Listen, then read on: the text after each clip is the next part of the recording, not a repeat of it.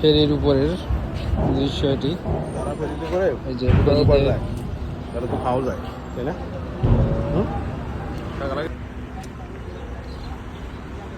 পদ্মার বুকে এক টুকরো সবুজ।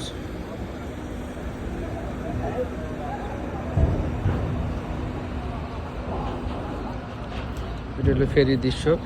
ফেরির উপরে কিছু ফুল বাগান লাগিয়েছে, ফুল গাছ। আর এটা হলো পদ্মা নদী।